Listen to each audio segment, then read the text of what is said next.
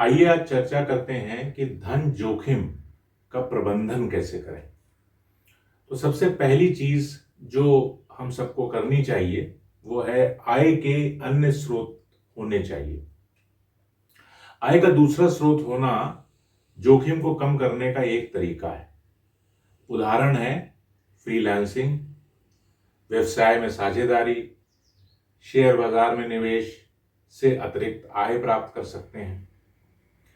देखिए, कोई भी काम करना है, चाहे वो फ्रीलांसिंग हो, चाहे वो व्यवसाय में साझेदारी हो और चाहे वो शेयर बाजार में निवेश हो, बिना सीखे अगर आप कोई भी काम करेंगे तो नुकसान ही उठाएंगे। आपके मेहनत का कमाया हुआ पैसा है, इसलिए ये बहुत जरूरी है कि आय के दूसरे सोर्स होने के लिए सीख करके ही कोई काम करें।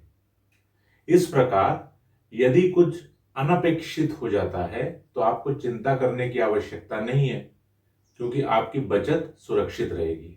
ये मैं बात कर रहा हूं एक्स्ट्रा आय की। एक और तरीका है जहां हम धन जोखिम का प्रबंधन कर सकते हैं, वो है कि आपको एक फाइनेंशियल गोल या वित्तीय लक्ष्य निर्धारित करना चाहिए।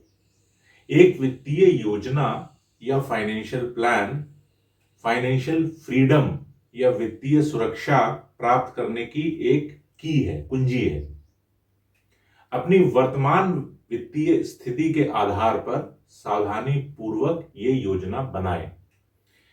जब हर बार आपको मासिक आय या निवेश से लाभ प्राप्त होता हो, सैलरी मिलती है, बिजनेस में है तो बिजनेस से कभी एक्स्ट्रा इनकम हो जाती है, अगर आप इन्वेस्टर हैं या ट्रेडर हैं तो आपको धन लाभ प्राप्त होता है, तो आप इसका बुद्धिमानी से उपयोग करिए, इसको फिर से इन्वेस्ट करिए।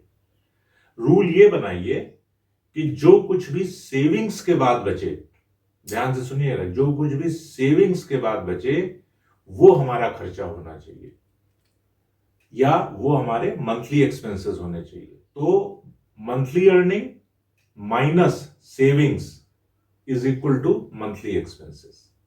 ये वाले फॉर्मूले पे हमको चलना चाहिए और ये पॉइंट सबसे इंपॉर्टेंट है। बाकी पॉइंट्स इंपॉर्टेंट हैं बट ये पॉइंट सबसे इंपॉर्टेंट है, सबसे जरूरी है।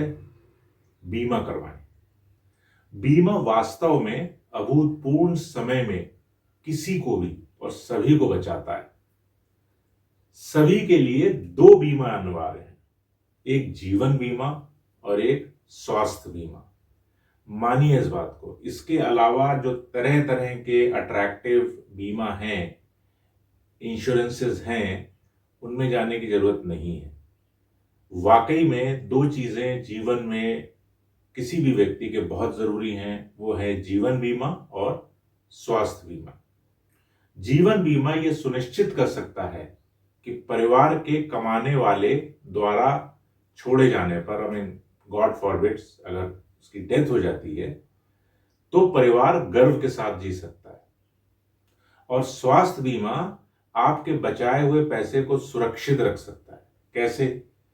अगर आपके पास कुछ सेविंग्स है और उसके साथ साथ आपका एक स्वास्थ्य बीमा भी है, तो चिकित्सा आपात स्थितियों यानी कि इमरजेंसीज में स्वास्थ्य बीमा चिकित्सा खर्चों को या तो पूरी तरीके से या फिर आंशिक रूप से पूरा करने में मदद करता है।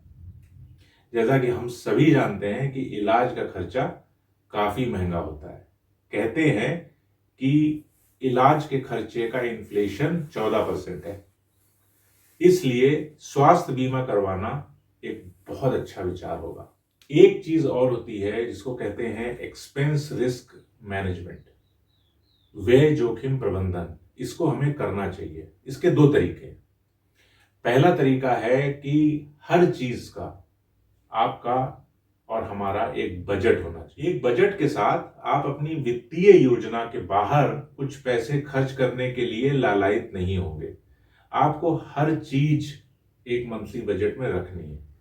इसलिए अनावश्यक खर्चों में कटौती करना आपके लिए आसान होगा, आपके लिए जरूरी है। और अगर अनावश्यक खर्चों में आप कटौती कर पाएंगे तो आपकी सेविंग्स बढ़ेगी, इन्वेस्टमेंट्स बढ़ेंगे और कहीं ना कहीं आपको लॉन्ग टर्म में या लंबे समय में फायदा होगा।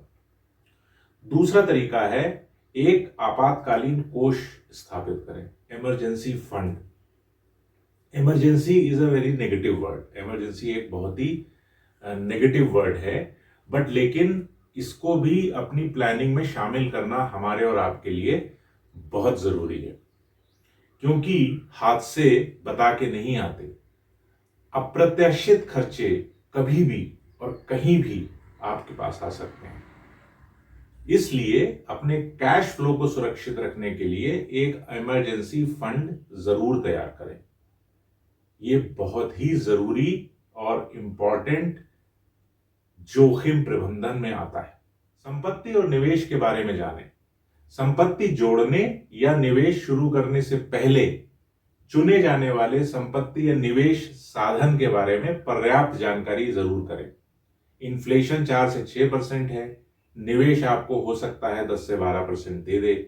तो जब तक आप इन्फ्लेशन को नहीं बीट करेंगे तब तक आपकी सेविंग्स में बढ़ोतरी नहीं होगी। यह वित्तीय जोखिमों से बचने के लिए किया जाता है जो भविष्य में आपको कभी भी नुकसान पहुंचा सकती है। अपने वित्तीय लक्ष्यों के नियमित जांच करें। एक वित्तीय योजना बना लें जिसे आप समय समय पर ट्रैक कर सकें या प्रगति देख सकें, ताकि आप उन वित्तीय लक्ष्यों के करीब पहुंच सकें जिन्हें आप प्राप्त करना चाहते हैं। निवेश कर रहे हैं तो अपना पोर्टफोलियो विविध रखें। सारे अंडे एक ही टोकरी में नहीं रखे जाते। जब हम अपना पैसा बैंक खाते में सेव करते हैं, वो समय के साथ इसका मूल्य कम होने की संभावना हो जाती है। बचत खातों द्वारा दी जाने वाली कम ब्याज दरें, जैसा कि मैं पहले भी कह रहा था, इन्फ्लेशन के साथ गति नहीं रख सकती हैं। निवेश आपको मुद्रास्फीति या इन्फ्लेशन के कारण बढ़ी हुई कॉस्ट ऑफ लिविंग के साथ तालमेल मिलाने में मदद कर देता है। दीर्घकालीन यानी कि लॉन्ग टर्म निवेश का प्रमुख लाभ चक्रवर्ती ब्याज है, that is a compound interest. इसका बेसिकली मतलब है कि ग्रोथ पर ग्रोथ अर्जित करना। फाइनेंशियल एक्सपर्ट्स कहते हैं कि कंपाउंड इंटरेस्ट जो है वो 8वां अजूबा है। तो आप कैसे निवेश कर सकते हैं? कुछ उदाहरणों में बॉन्ड्स हैं, उसमें निवेश कर सकते हैं। निजी इक्विटी, कीमती धातुएं, वस्तुएं और रियल एस्टेट शामिल हो सकते हैं। यह विविधीकरण यह सुनिश्चित करके जोखिम प्रबंधन में मदद करता है कि आपके सभी वित्त एक इकाई में बंधे नहीं। ऋण और ऋण जोखिम प्रबंधन। कर्ज से बचें। यदि आपको अपनी किश्तों का भुगतान करना है और अपने कैश फ्लो का प्रबंधन करना है तो आपको जरूरी कर्ज ही लेना चाहिए। ये आप निर्धारित करेंगे कि हमारा जरूरी कर्ज क्या है। उसके अलावा अनावश्यक कर्ज लेने की जरूरत नहीं है।